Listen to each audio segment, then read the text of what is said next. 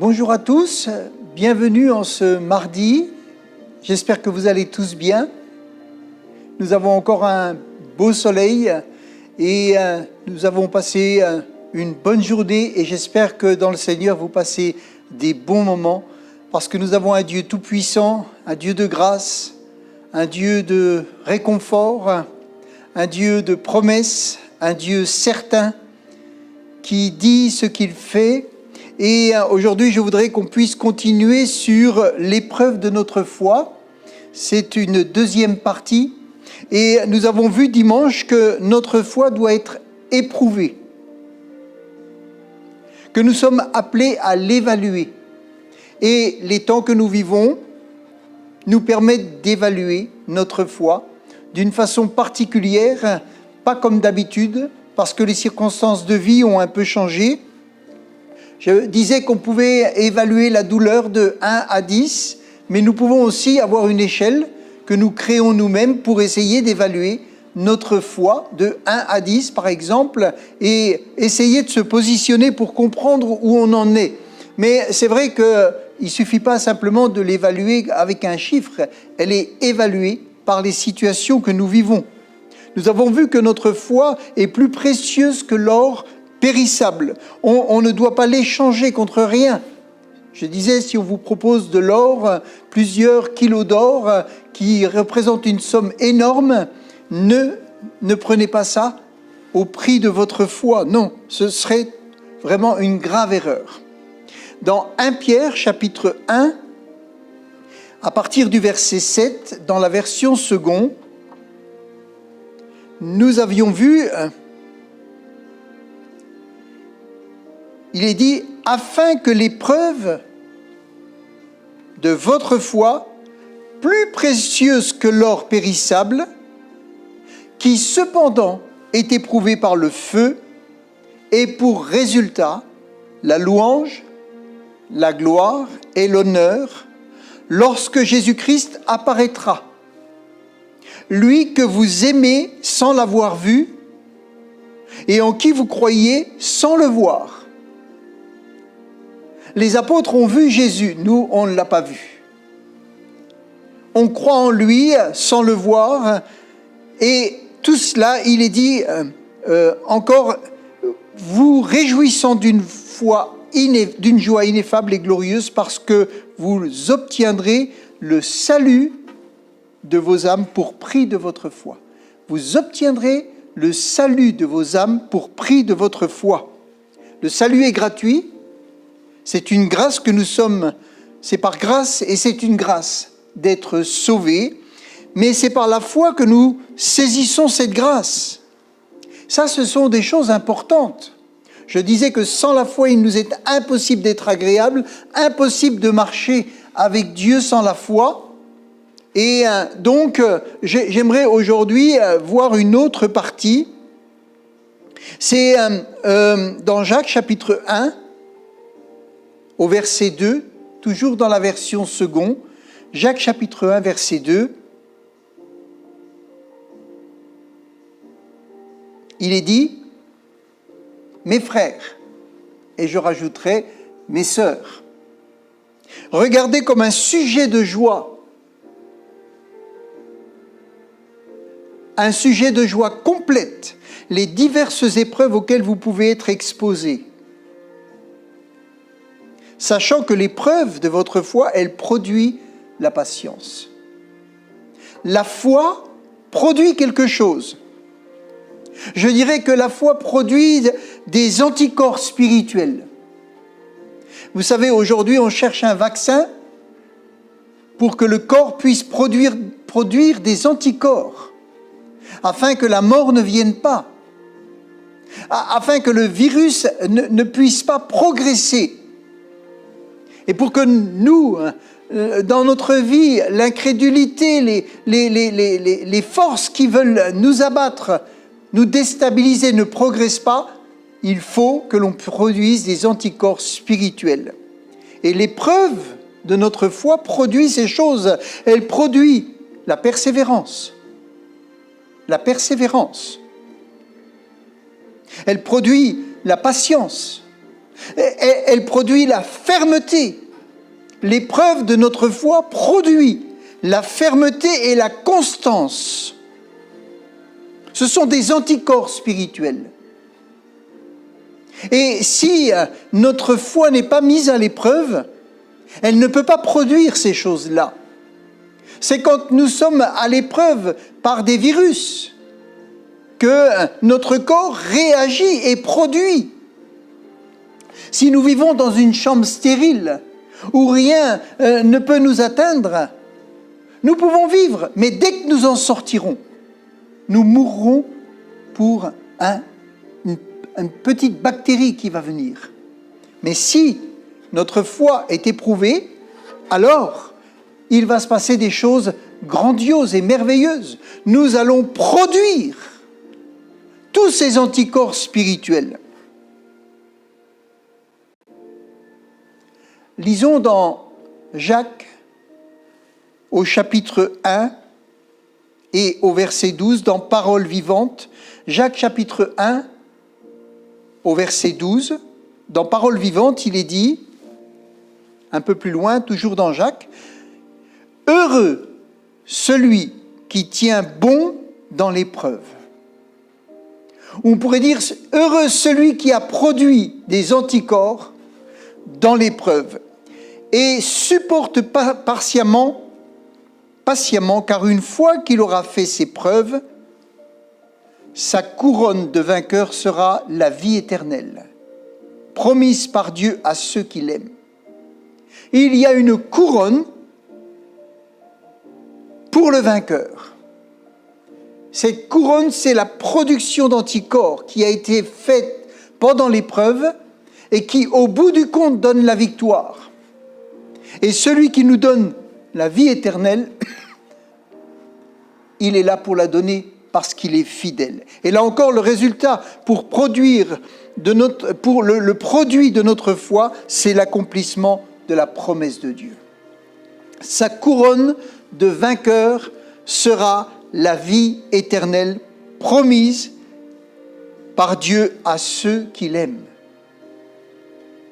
Donc le résultat final, c'est le salut acquis par la foi. C'est la couronne du vainqueur. Le salut, il est donné, il est gratuit, mais il s'obtient par la foi.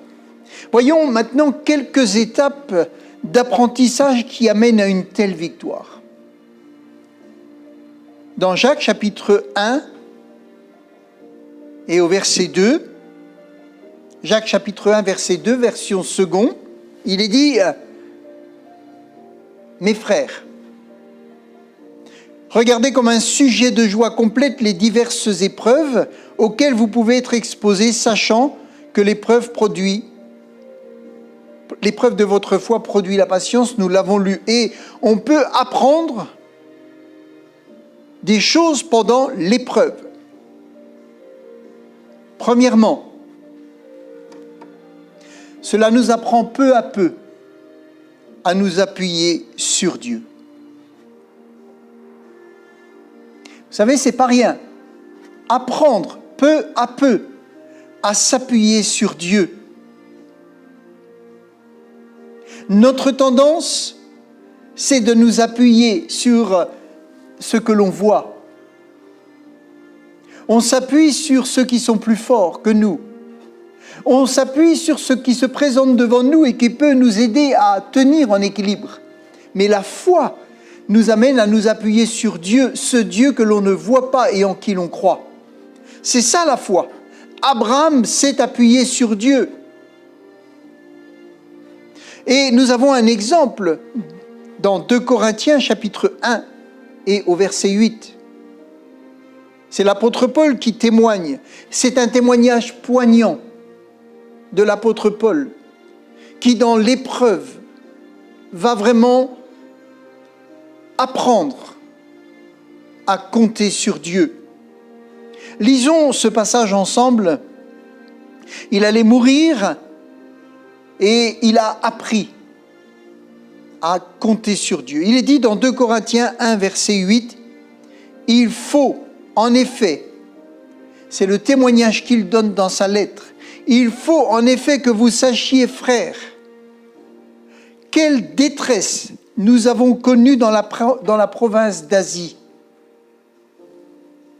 Nous étions écrasés, à bout de force, au point même que nous désespérions, je crois que c'est peut-être la version Semeur, de conserver la vie.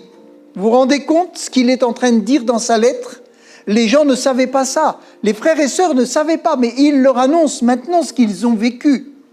Je relis. Il faut en effet que vous sachiez, frères, quelle détresse nous avons connue dans la province d'Asie. Nous étions écrasés, à bout de force, au point même que nous désespérions de conserver la vie. Nous avions accepté, écoutez bien, nous avions accepté en nous-mêmes notre condamnation à mort.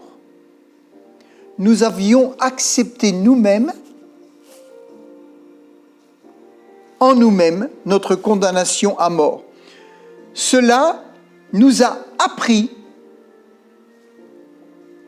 à ne pas mettre notre foi en nous-mêmes.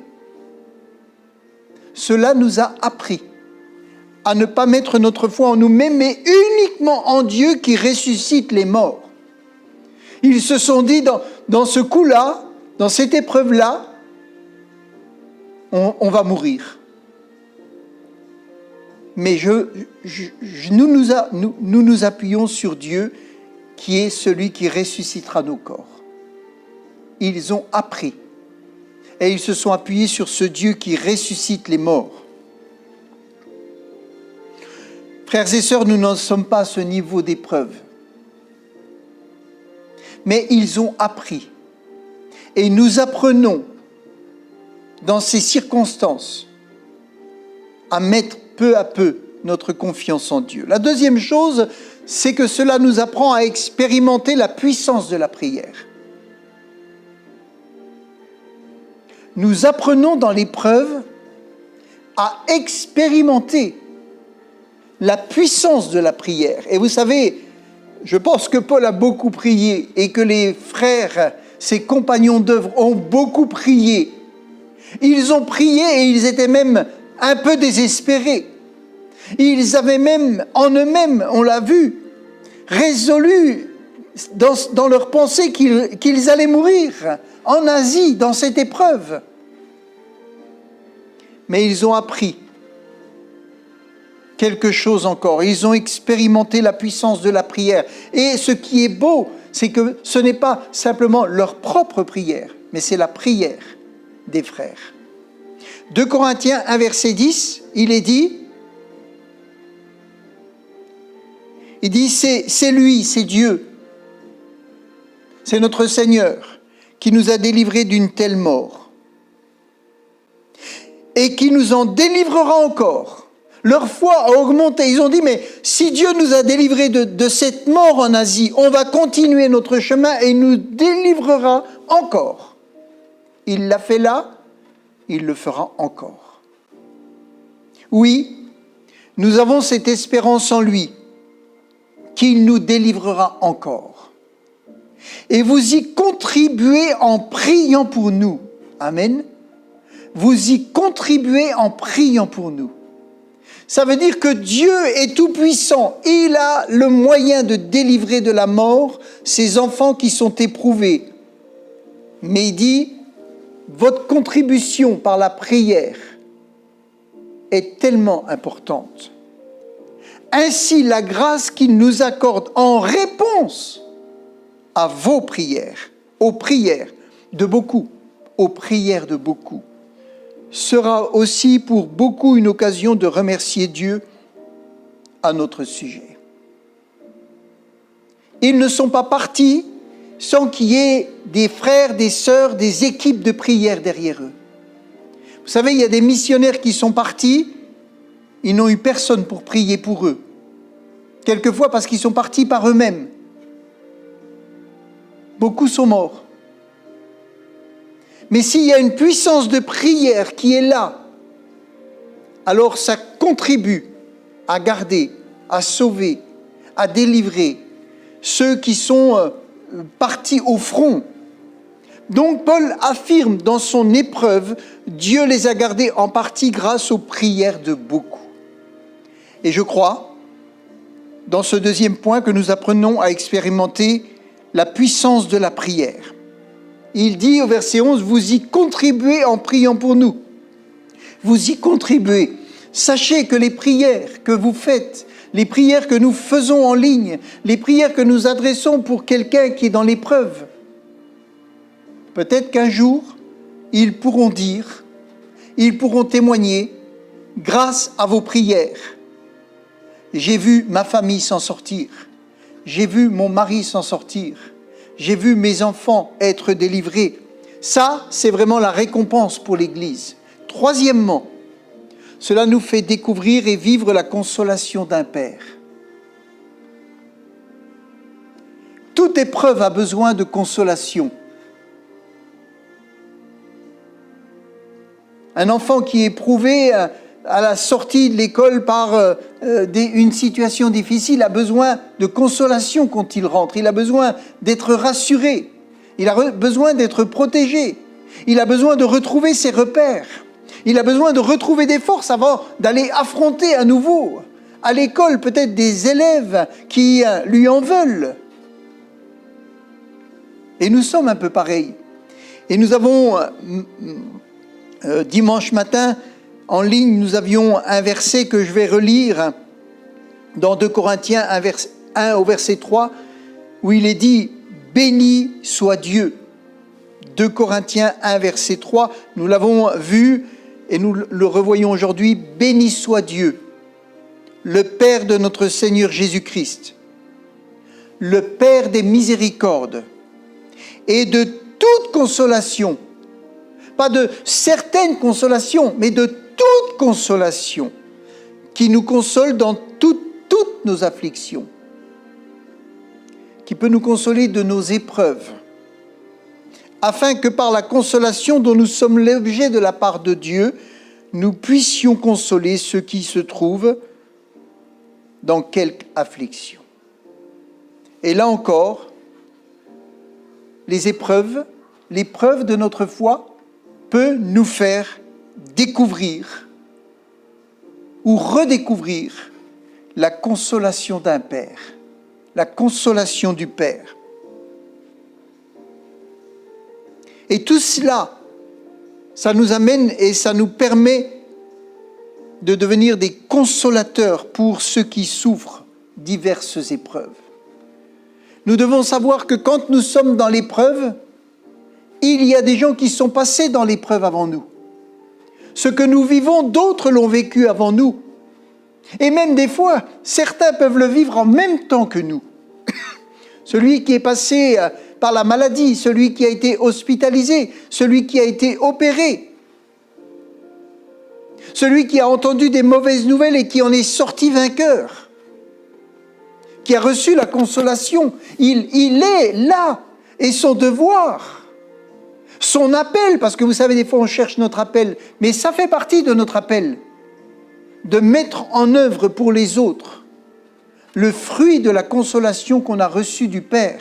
Et il est dit pour qu'on sache consoler les autres après avoir été consolés.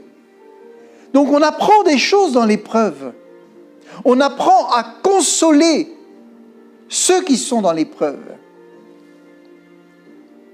Nous pouvons donc devenir de puissants consolateurs pour ceux qui souffrent. Même des gens peuvent venir à l'Évangile, écoutez bien, même des gens peuvent venir à l'Évangile parce qu'ils sont touchés par le pouvoir que vous avez reçu de les consoler. Et tout cela ne vient pas de vous, mais ça vient de la consolation que vous avez pu recevoir du Père. Il y a des gens dans notre entourage, dans notre ville, qui souffrent terriblement.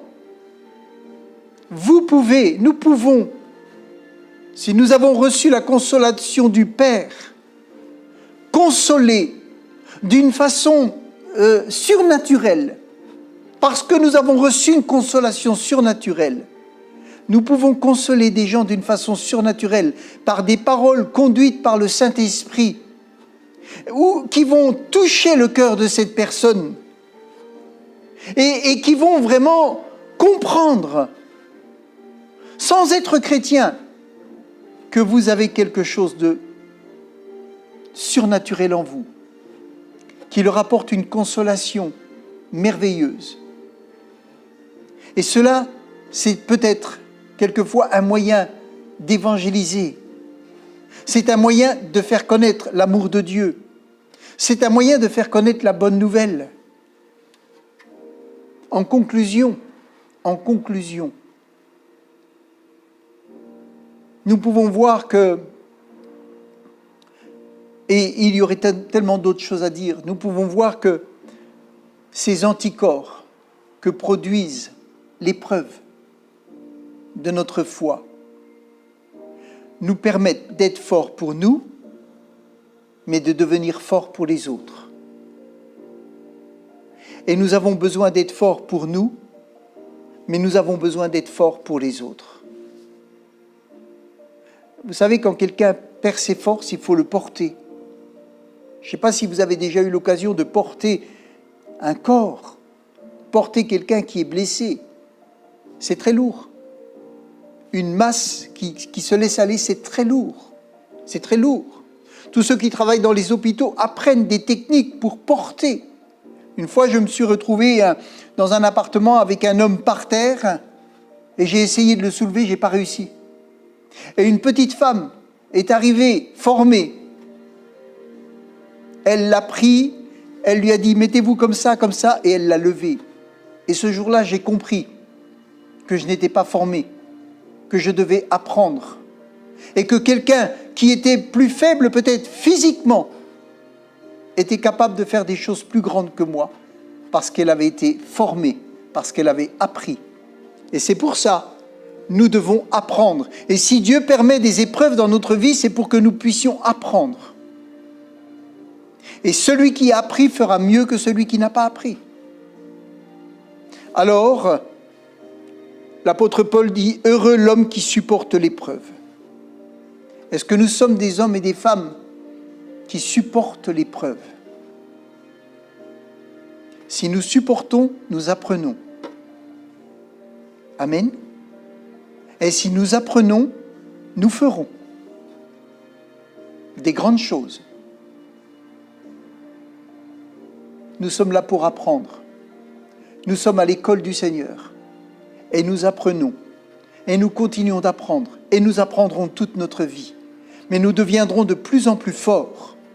Non seulement nous aurons une couronne de vainqueurs, mais nous aurons porté, apporté, aidé, soutenu plein de personnes que Dieu aura mis sur notre chemin. Amen. Alors, soyons heureux. Heureux l'homme qui supporte l'épreuve. Amen. Merci Éternel parce que tu es grand, tu es glorieux. Ta parole est une richesse. Ta parole nous révèle ce qui est si important pour nos âmes. Ta parole nous donne une assurance, nous donne une force, nous donne du courage. Ta parole nous révèle des choses extraordinaires. Ta parole nous ramène sur un chemin de foi. Ta parole nous garde aussi dans l'épreuve, avec une pensée qui est sur toi, en toi, pour toi. Merci Éternel, parce que c'est cette grâce qui est là sur nous. Si nous sommes là, Seigneur, c'est aussi, comme le dit Paul, grâce aux prières de beaucoup. Parce que par nous-mêmes, nous ne serions peut-être pas là. Mais beaucoup, peut-être dans le secret, ont prié pour nous et prient pour nous, afin que nous puissions tenir dans l'épreuve. Et Dieu se sert du soutien de nos prières à tous pour délivrer les frères et sœurs. Alors soyons unis. Soyons unis. Parce que le salut des autres dépend de nous. Ils ne doivent pas tomber ils doivent être relevés et soutenus. Et nous contribuons tous, et par nos épreuves, en apprenant, et par nos prières, en soutenant. Et tout cela fait que le peuple de Dieu sort vainqueur.